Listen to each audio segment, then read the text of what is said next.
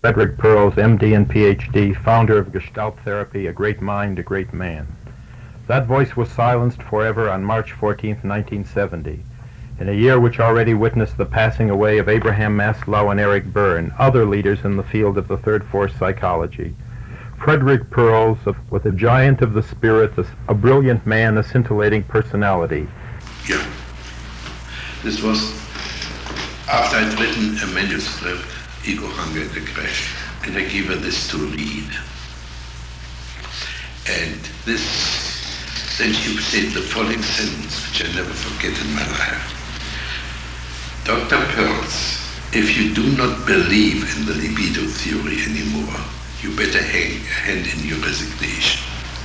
Now this word believe was a tremendous shock to me. If this is a scientific approach, what has this to do with believing? And my answer was, I'm not going to hand in my resignation. If you want to kick me out, fine. He was vivid, he was exciting, he stimulated you, he made you aware of your potential and the life that flowed in your veins. Author of Ego, Hunger and Aggression, he also had to his credit Gestalt Therapy, which he wrote in conjunction with Paul Goodman and Ralph Hefferlin. More recently, he published Gestalt Therapy Verbatim and his autobiographical notes In and Out of the Garbage Pail. Man, he was like an Old Testament prophet, a true son of the Jewish people. Oh, did he have charisma, as few people have charisma nowadays, like it's out of style. You can't expunge him from memory, you can't bury him from consciousness. He was that vital, he was that meaningful, that you can't make the proper closure. He himself, his influence. He will forever remain, wherever psychologists and friends gather, an unfinished gestalt, a configuration that remains forever with you, because he got to you and remained with you. Your life was never the same after you had met him. That is the why of this program, to pay respect and tribute to him, to Fritz Perls, human being par excellence, friend, teacher. This program is called Come to Life. My name is Herschel Lyman, and I'm a dropout rabbi who first discovered Fritz at Esalen Institute in Big Sur 4 years ago when I was dropping out. I've asked one of Fritz's closest friends and loyal disciple and leading practitioner of Gestalt Therapy, Dr. James Simkin, to tell us about him and his impact in the field of modern psychology. When did you first meet Fritz, Jim? I met Fritz in 1952. At the time I was at the VA Mental Hygiene Clinic in New York City, and my own personal crisis then was not as a dropout rabbi, but as a depressed postpartum PhD. I guess that's an occupational hazard that other people have too. Oh yeah. And one of my close colleagues said, there's somebody that's just come back from the West Coast who is real good and who I would recommend to you. And he was referring to Fritz. And I had been shopping for someone, something to get me out of, to rescue me. At that time, I still believed that I needed to be rescued by somebody out there. But that's contrary to the whole Gestalt therapy, is it not? Fritz would be the first one to deny that. He was. I noticed that there's quite a difference then between Fritz's approach, his Gestalt approach, and the conventional approach of the psychoanalysts nowadays. I can always remember the phrase that, or the sentence that Fritz coined, and it's part of his epigrammatic brilliant wit. He said, psychoanalysis is an illness that pretends to be a cure. And of course that's a delightful thing to hear, but I don't think it's very pleasing to the conventional psychoanalysts. And Fritz was on a vendetta, and he had never quite finished until near the very end with his disappointment with Freud and the whole school. I think Freud really disappointed him personally one time. Yes. And he talks about this in his In and Out the Garbage Pail. That's a wonderful book, In and Out of the Garbage Pail, a great title. And it's more than just an autobiography. It's the man turning himself inside out and being very, very open, very revealing about his fascinating life. Fritz in that book is quite open and quite revealing, and still Fritz, which is somewhat hidden and somewhat non-revealing. I see. You feel that there are certain parts of himself which possibly he did not reveal, that he concealed? He wasn't aware of. Unfortunately, Fritz's handicap was Fritz, and he didn't have the advantage of being trained as I had by a Fritz Perls. It's the same way as Sigmund Freud. He had no one to analyze Yeah. him. He had to go through the painful task of analyzing himself. And these scotomata, the blind spots, are there, and Fritz was quite distrustful of somebody else, especially if somebody else was a woman, to confront him with his blind spots. Yeah, I understand some of his early analysts and training analysts were women. People like Helene Deutsch and Karen Horney. Yes. And he does pay a certain tribute to them because they were influential in his life. A certain tribute is a very good term for how Fritz handles women, yes. I'm kind of fascinated by Fritz's concept of neurotic illness. He says that the neurotic person is one who is manipulating the environment as a device to gain his objective. That's what his concept of neurotic illness was. And then his definition of growth is the ability of the individual to rely more and more upon himself and less upon the environment. I believe that there is a split among some of the Gestalt therapists as to the balance between self-support and environmental support. I doubt that the ideal is being totally and exclusively self-supportive.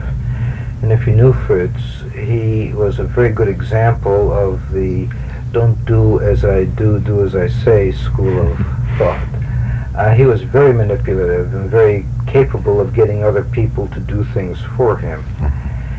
And I don't put this down. I think this is very necessary, that we are interdependent rather than independent. Using the capacity to manipulate as a style of life would be considered, I consider, as a neurosis. Yes, well, he says that we create a character by the way we manipulate the environment. Yeah.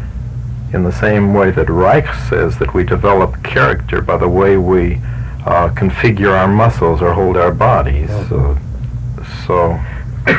Fritz was influenced quite a bit by Reich.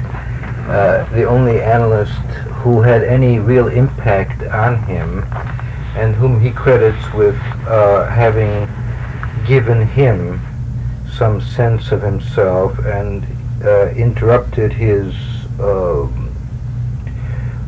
difficulties long enough to look at himself. He was very grateful to Wilhelm Reich in 1933, 1934 when he worked with him, and afterwards would give him credit. Jim, what was the relationship between Fritz and Eric Berne? Was there a closeness between them? Because it seems to me that Fritz borrows from some of Berne's concepts of playing games. Yeah. Fritz is perhaps the most adept borrower I've ever met. He borrows and then makes part of his own system from whoever has something to offer. And he does not agree with colleagues' definition of an eclectic. An eclectic is somebody that takes the best part of every system and promptly throws it away. Fritz, on the other hand, would take from anybody anything which was supportive to him, which would allow him to function.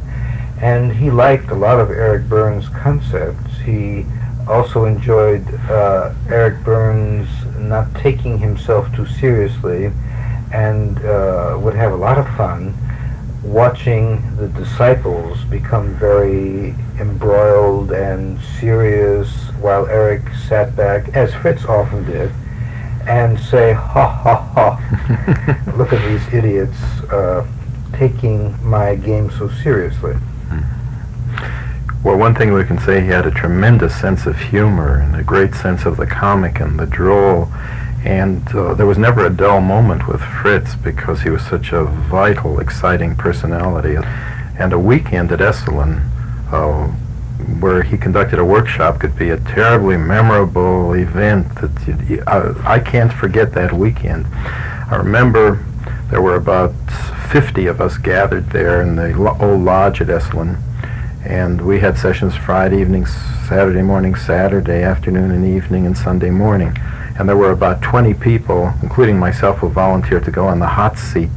And would you describe that technique or Fritz's approach? Is this so much individual therapy? Is Gestalt so much individual therapy or group therapy or a combination of the best features of both? Fritz wrote a paper which he calls workshop versus individual therapy, and he made the prediction that individual therapy would become and has become obsolete. What he literally does is individual therapy within a group, and he refers to this as a workshop. The style is that whoever is motivated, who feels ready to work, can sit in what he refers to as a hot seat. The hot seat is a seat usually adjacent to him and facing the audience. Fritz loved an audience and loved to have the person he was working with also face the audience. And his contact would be a good part of the time with the audience, although he had very fine ears and paid very good attention with his ears to the person that he's working with. Taking the hot seat means sitting in the empty chair and being willing to say where you are from moment to moment. The ideal is staying in the continuum of awareness. Some people have said that Fritz was very cruel in his technique. Would you agree with that? Oh yeah. Was there a reason for the cruelty, or did it really get to people? Did he accomplish his goals? When you say was there a reason for his cruelty, I feel. Well, he wasn't a sadist per se, but. The whole why because game is something that I feel ensnared in, and don't feel that that's fruitful or leads to anything. I would say that Fritz was cruel, was aware of his cruelty, and was very willing to be cruel, to express himself. The impact of his cruelty would frequently create a frustration, a strong reaction in the person that he was working with. Now, he was not cruel in a vacuum, and he didn't simply use people to exercise his cruelty, so in that sense he certainly wasn't sadistic. Yes, I'm glad you made that distinction, because now I understand a little better. He did express cruelty or joy or anger or boredom. I've seen Fritz fall asleep when somebody was that boring, and he was unwilling to attend when he was not there, when he was not moved by, interested in. Yeah, he was very real in his own emotional reactions, and he didn't conceal too much. And one thing he hated was a phony, and I think he took great pains himself not to be phony, not just not to appear phony, but not to be phony. Fritz was phony, and well, that's interesting. Right? Was not. His top dog would never allow his phoniness. to come out without beating on himself. So he never did accept his phoniness. Top dog?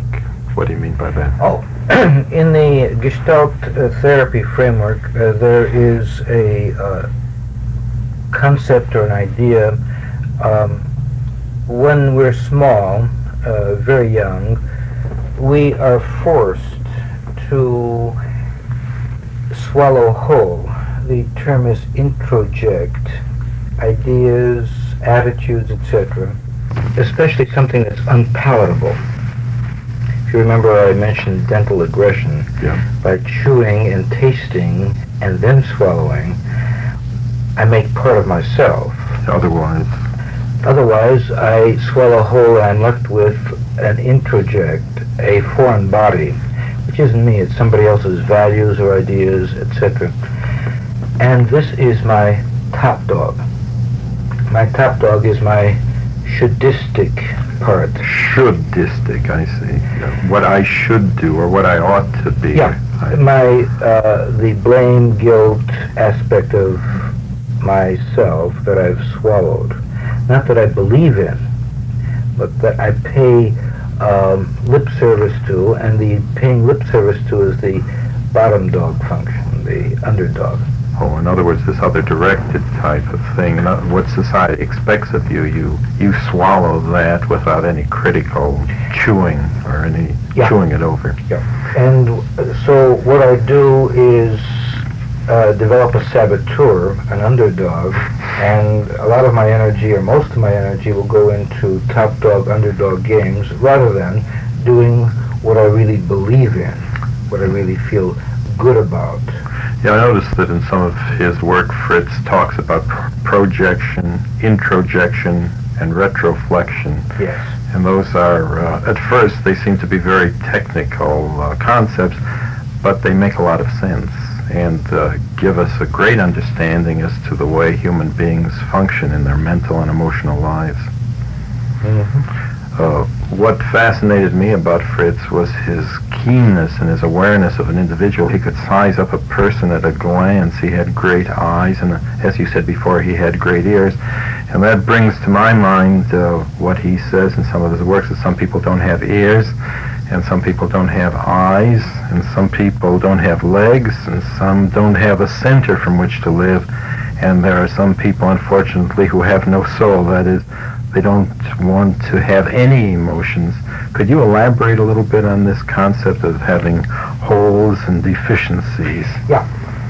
The W-H-O-L-E, being whole, is an ideal, and that is accepting myself as I am. I like to use an analogy, and the analogy is that of a cake. If I consider myself as a cake and think of my individual parts, my oil or grease or whatever I use to as part of the foundation, my flour, my salt, all of these ingredients, many of which by themselves are quite noxious or obnoxious. I can imagine that I would rather not be greasy or floury or whatever, and these parts are parts of me. Now, if I reject these parts, or if I've had some significant other say to me, that's terrible, or you shouldn't be that way, this shouldn't, the top dog thing, I can't appreciate my W-H-O-L-E, my whole, and I become a personality or a person with holes, H-O-L-E-S. And these holes are based on my assumption that I shouldn't have flour, I shouldn't have oil, I shouldn't have vanilla, etc., etc. So my cake is never complete, it's never gestalt, and gestalt means configuration or whole. I am unfair to myself, I cheat myself when I'm not myself fully. In other words, you have your cake, but you can't eat it under those circumstances. And nobody else can, usually. Nobody can stomach a person of that sort. Yeah. I take the phraseology, nobody can stomach me, very seriously, and when I work with people, Oh, yeah. and they say that they can't stomach, I will ask them to be their stomach. This is part of the Gestalt approach, taking language seriously. That we are, I am, when I say I can't stomach, saying something very significant. And if I have ears, and I listen to me, and I take what I say seriously, then I have a clue. I say that I can't see that for beans. I'm saying something about my eyes. Oh, I see. I'm saying something about taking something in with my eyes. I hear you. Another phrase referring to a vital part, hearing. I'm in touch with what you're saying. In touch, yes, that's one of the major senses, to be in touch with something. That's right, that we take these phrases and expressions for granted, but there's a basic semantic reason for these phrases and ideas. I would say there's a basic organismic foundation rather than a semantic reason. I would quarrel with semantics. All right. What did, I won't quarrel with you on that because I don't know enough about it, but what did Fritz mean, and I think this is one of his classic statements, he says, lose your mind and come to your senses. Just what... Yeah. What he said was that the function of Gestalt therapy is to teach a person to lose their mind so that they could come to their senses. When I am thinking, I can't be feeling or sensing. When I'm sensing, I can't be focusing my awareness on thinking. Oh yes, so that's part of that figure ground configuration. Only one thing can command your attention at any one given time. I can only be interested in focusing on, in touch with, aware of something. And I like the phrase that I'm mentally unbalanced when I'm not giving enough credence to my sensing and feeling and staying with my computer, with my thinking. What Fritz meant was, you deprive ourselves a lot when we don't allow our sensory input organs to work for us, and we insist everything go through the computer first. Just nowadays there seems to be a great emphasis upon that. There's a new book called Body Language that's becoming a bestseller. I haven't read it yet. And The Betrayal of the Body by Lowen indicates that that we have lost the use of our senses.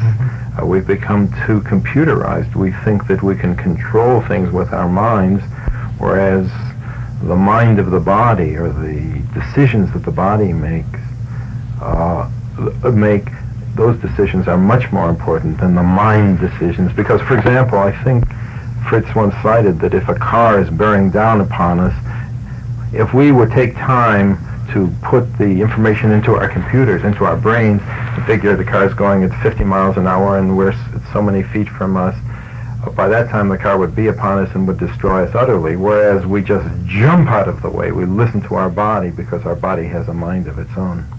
And it's good every now and then to trust the body. Our body has a mind of its own. I think that's a phrase that Fritz would use, and but I think his great contribution was the fact that he pointed out that we had become fragmented persons detached from the organs of our body, and that's something for us to be more and more aware of. For some people, this may be a surprise. Fritz was an idealist and very much of a sentimentalist. I knew Fritz not only as a colleague and teacher, also as a friend. He loved sentimentality. He loved, for example, Old Lang Syne, and he would melt. He loved bringing gifts, and if somebody admired something of his, he would give this to the person. My children are very, very fond of Fritz as a human being and as a very warm, giving, grandfatherly type of person. and many people who have encountered Fritz as a therapist just haven't the vaguest notion of Fritz as this kind of person. Yes, Fritz strikes me, notice I use the present tense, as an Old Testament prophet. It's hard to visualize him in the context of family, wife, and children. I understand he has 2 sons, is that right? No. Fritz has a son, or had. I also use the present tense. And my wife has been pointing out to me that I still don't say Fritz in the past tense. Very difficult, Fritz, for me to think of you in the past tense, and I have not said goodbye to you.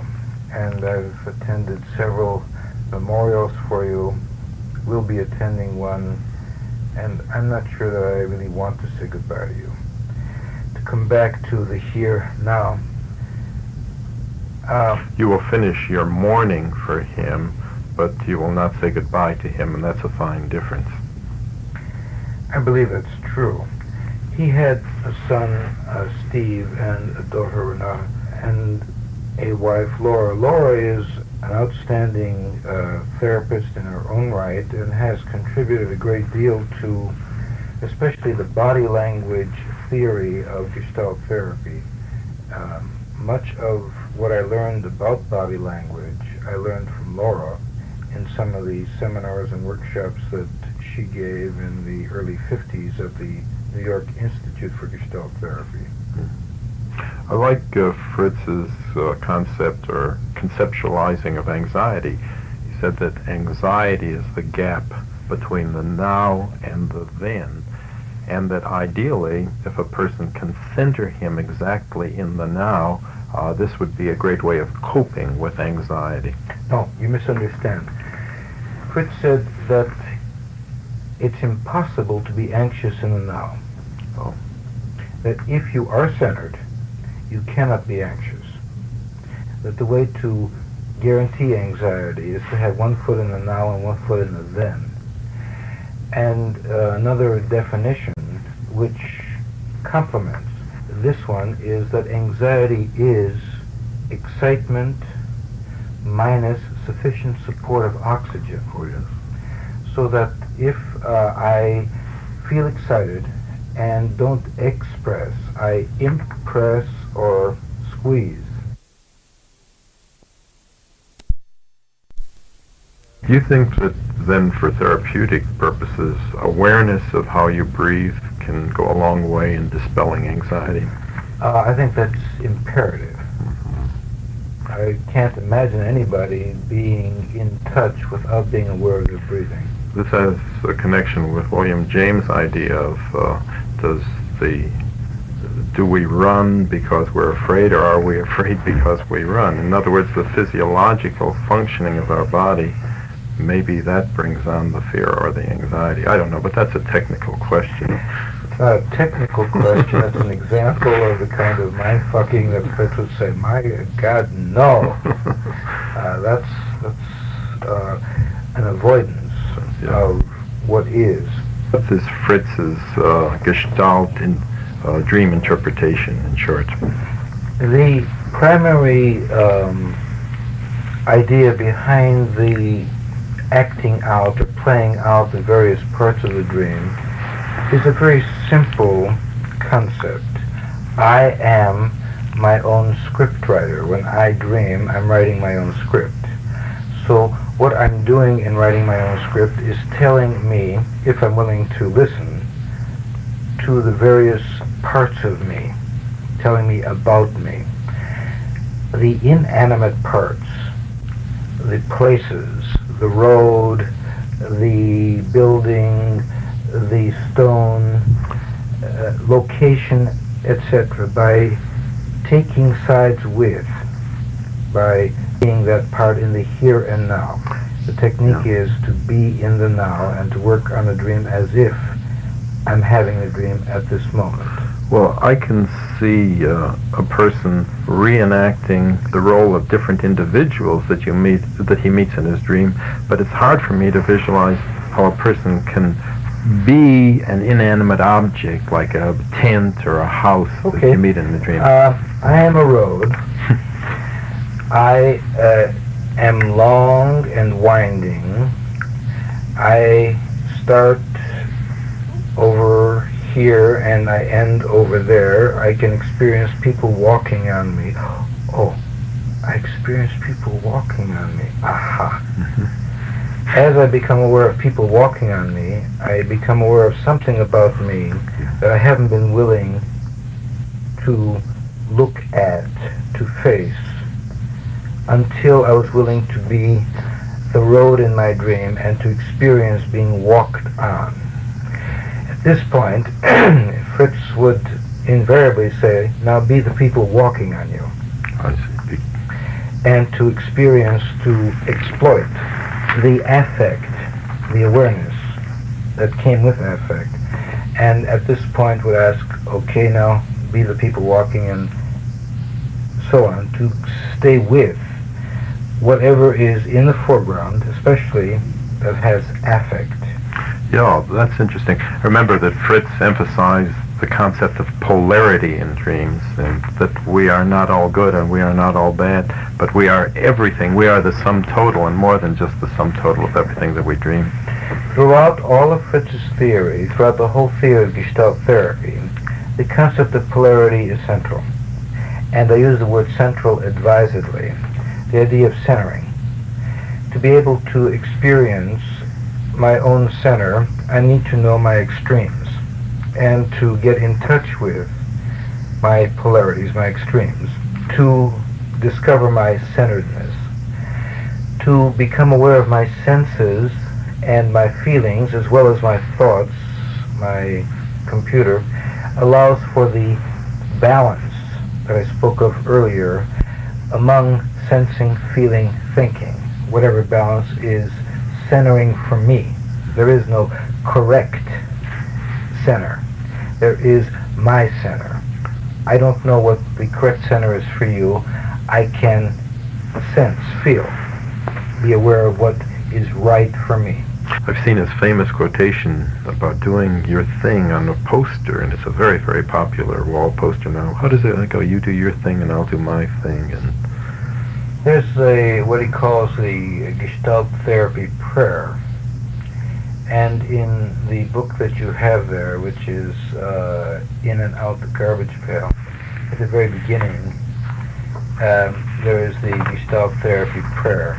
And the essence of the poem is that I don't exist in this world to meet your expectations. oh yeah, that's it.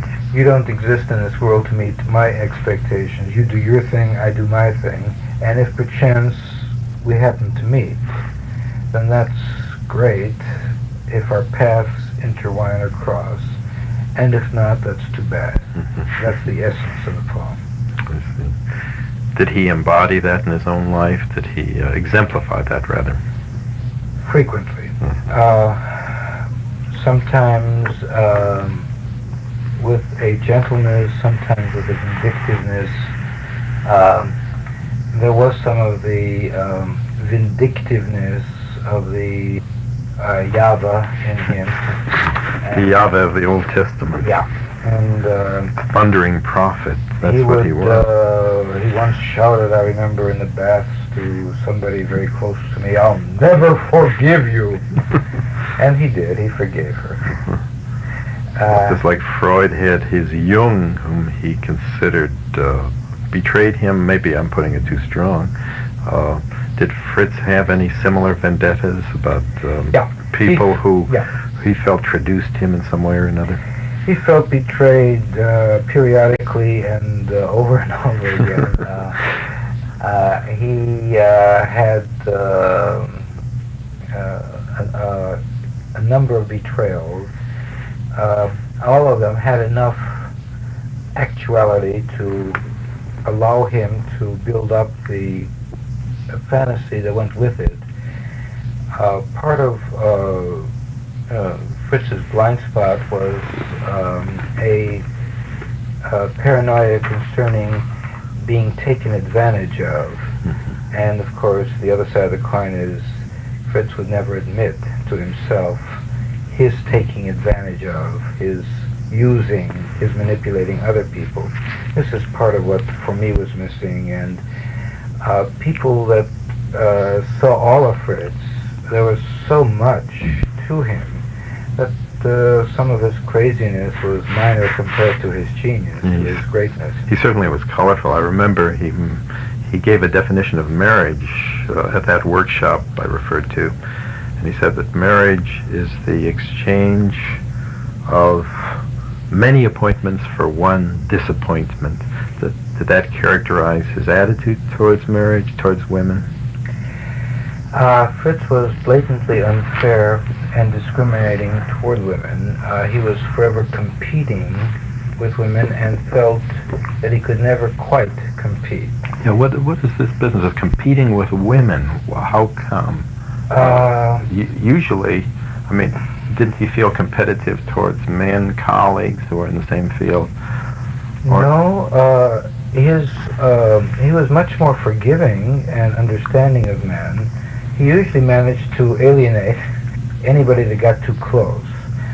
I believe that I may be one of the major exceptions in his life, a person that was close and was not alienated. There was one attempt for a few months, and that didn't pan out. I mean, almost like an obligatory scene, but it didn't. It wasn't really necessary because you were really very close to him. Yeah, we liked each other genuinely. We understood each other. I think he experienced my enormous respect and love, and I believe that he was possibly the most perceptive person I've ever met. I would agree with you just from my limited contact with him just over a weekend or 2 weekends when he conducted his workshops. There's much about Fritz's behavior that I disapproved of. He knew this, I knew this, and we still were very able to relate. There was much of my behavior that he disapproved of, and that still didn't make any difference, significant difference in a relationship. We mentioned Fritz's attitude towards women. He could coin expressions like Oscar Wilde. For example, one time he said, "Tears are a woman's second best weapon," and that was characteristic of him. Getting back to his philosophy of therapy, the Gestalt, Fritz was not really concerned with the why, as you mentioned, like most psychoanalysts are, but he was most concerned with the now and the how. And the now he called awareness, and the how he called behavior. Would you elaborate on this a little bit, Jim? Yeah. Buber's I and thou, here and now is the encapsulated description of Gestalt therapy. Yeah, he refers to Buber.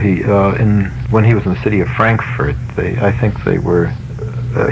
He said a lot of great people seemed to convene in the city of Frankfurt in Germany, and Buber was amongst them.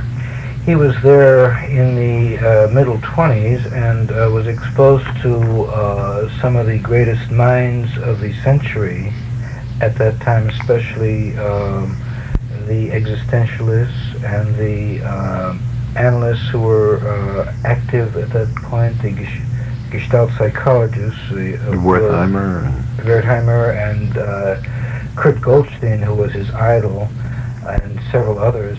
And that was a place where he received an enormous amount of intellectual stimulation.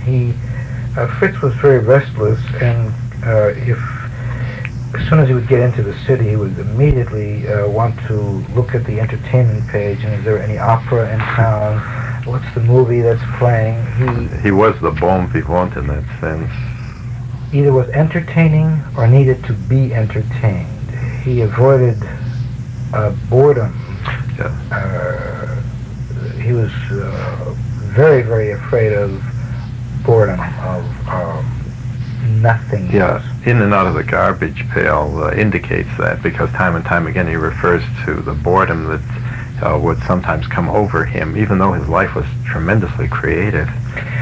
The I and thou here and now concept or idea is that all that exists in the present. The transaction that's taking place between you and me at this moment, or the I and the thou here now, is all that there is. I may bring in a memory. You may bring in a memory. I may have an itch. You may have an itch. This is all part of the now. If I want to avoid contact with the now, and especially contact with the thou in the I-thou relationship, or contact with the I might computerize, start thinking about, and frequently the why-because game, I believe always, is an avoidance of an I-thou here-now contact. Yeah, he says, Fritz once said, we ask questions of why in order to torture ourselves, and not really to get any answers. Right. And I think he also said, quit asking questions and turn that question into a statement. What does he mean by that? Almost all questions have within the question the answer. When I ask you a question and I'm able to turn the question around into a statement, the answer is already there. What is your attitude toward religion would be a question. The statement would be, you have an attitude toward religion. Oh, yeah. And there's already contained within the statement an answer to my question. Now the specific may not be there. And patients ask a lot of what are technically called phony questions. Yeah, because it sort of highlights their dependency upon you. It's a way of trying to flatter you, the therapist. It's a way of clinging to you, I suppose. I hear your explanation. Maybe I'm doing the same thing. Well, no. I'll have to get a little closer to this concept of Gestalt. When? Now. Here and now.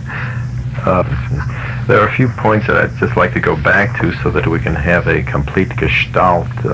There were interesting points that we touched upon. One of them was the cause of anxiety being the different fantasies that we have catastrophic fantasies, and we also have anastrophic, and of course the word anastrophic really intrigued me because we all know catastrophic fantasies, we all have them, but anastrophic meaning very pleasurable anticipations. That was one point that I just wanted to bring up. And do you want to comment on that, Jim? Or? Yeah, Fritz's, one of his little quotations was, no expectations, no disappointments, little expectations, little disappointments, big expectations, big disappointments. Expectations are what are involved in either catastrophic or anastrophic fantasies. A fantasy is a fantasy is a fantasy.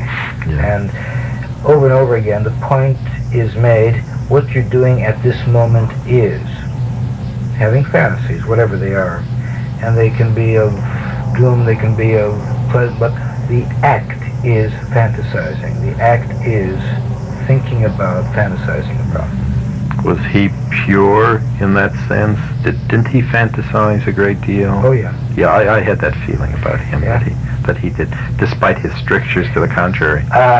Despite or because of or whatever, as I said before, Fritz, one of his blind spots was he had all kinds of catastrophic expectations, and there was always enough reality so that he could justify his move. And existentially, Fritz was a good analyst. He was never quite fully existentially oriented. There was an ideal for him which he didn't reach. There was something else that he had said at this lecture that I attended some 4 years ago at S1. He said that the rhythm of human life is pulse. And then we touched upon, before you did, in fact, about contact and losing contact as if this were a rhythm, extension and withdrawal, expansion and contraction. And we can all sense that in respiration and exhalation. The very blood pressure is measured that way. I'm so intrigued by this book. There's In and Out of the Garbage Pail. I kind of like it better than all of his technical works, which form the foundation of his whole reputation. In and Out of the Garbage Pail. It's a crazy name, but this was characteristic of Fritz.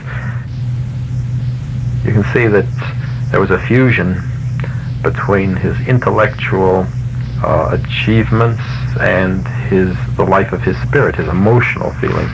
He really assimilated so many of these ideas yes, that he believed in. This is very characteristic of Fritz.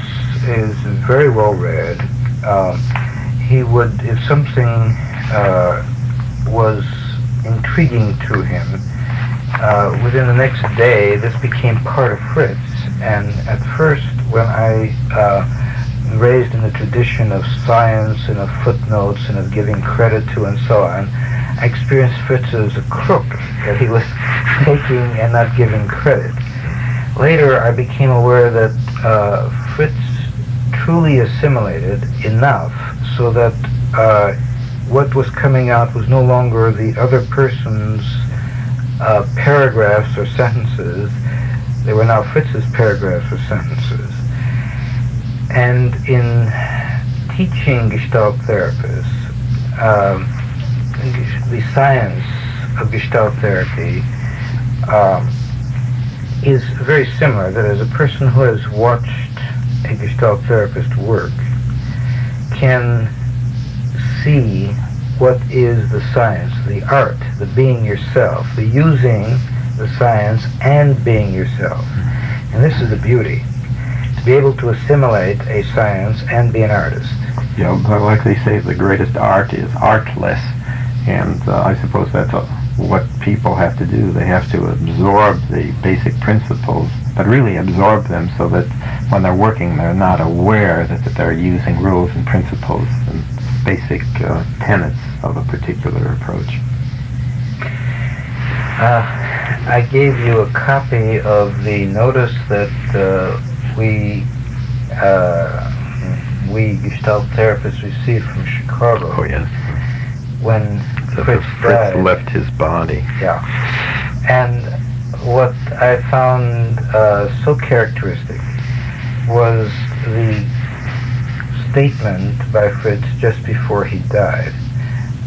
He was full of all of the tubes and so on, and he'd just gone through a lot of surgery and was apparently beginning to recover from a long, extensive exploratory surgery.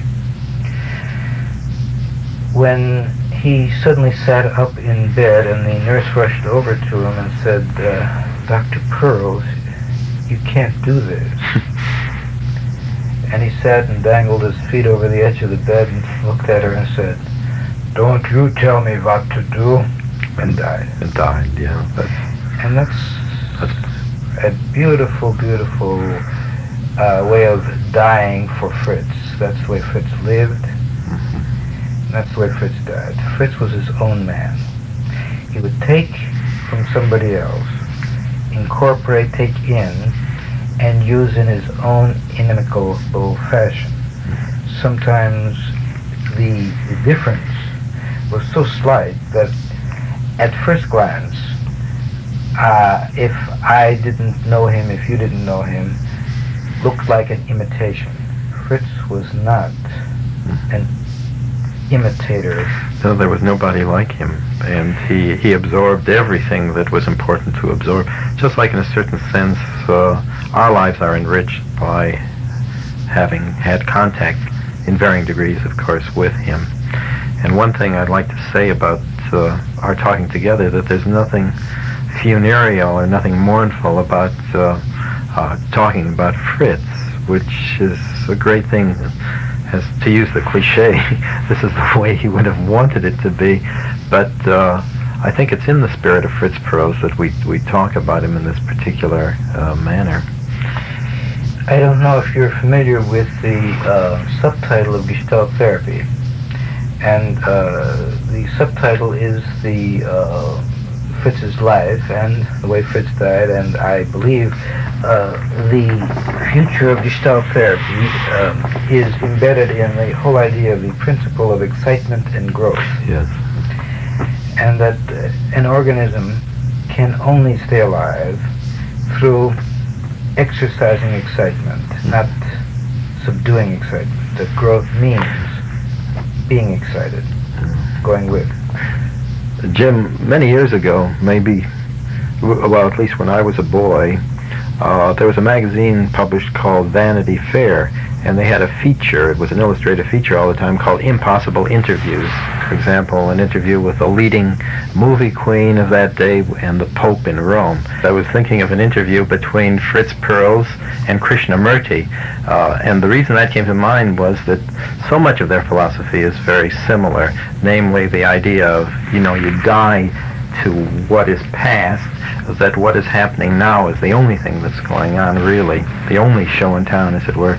Well, what about that impossible interview, or would it be, is it really that impossible as I conceive it to be? I don't know. I do remember, I don't know too much about Krishnamurti. I remember an actual interview that was done for, I think it was a movie or television, of the Maharishi and Fritz, and Fritz found him impossible, that little smiling idiot, and he was very uncomplimentary, and he had some very negative attitudes toward the Maharishi. Now, Fritz frequently had very strong negative attitudes toward other prima donnas, whatever their field might be. He was much more accepting or tolerant of somebody who was willing to play second fiddle. Now, if Krishnamurti is a prima donna, and I don't know the man, I am imagining some rather impossible situations or a lot of swords crossing and so on. I can't picture anything other than a fight. If, on the other hand, Krishnamurti is willing to take second billing, I think an interview is possible. Well, just as you and I realize how important Fritz is as a person, an undying person, I'm certain that we are aware of the fact that his teachings will have great influence upon the future of American psychology and world psychology as well. I'd like to wind this up by reading something which strikes me as a passage of great warmth, advice that he gives to his friends. He says, "Friend, don't be a perfectionist. Perfectionism is a curse and a strain, for you tremble lest you miss the bull's eye. You are perfect if you let be. Friend, don't be afraid of mistakes. Mistakes are not sins. Mistakes are ways of doing something different, perhaps creatively new. Friend, don't be sorry for your mistakes. Be proud of them. You had the courage to give something of yourself. It takes years to be centered. It takes more years to understand and to be now. Until then, beware of both extremes, perfectionism as well as instant cure, instant joy, instant sensory awareness. Until then, beware of any helpers. Helpers are con men who promise something for nothing. They spoil you and keep you dependent and immature. It feels good to play preacher and enjoy a pompous, niche style." With those words, I'd like to conclude this program. This is Herschel Lyman, and the name of the program is Come to Life. With me has been Dr. James Simkin, who was co-leader with Dr. Perls for 6 years in Gestalt therapy training workshops for professional psychotherapists. Thank you very much. This program was produced by KPFK, Pacifica Radio for Southern California,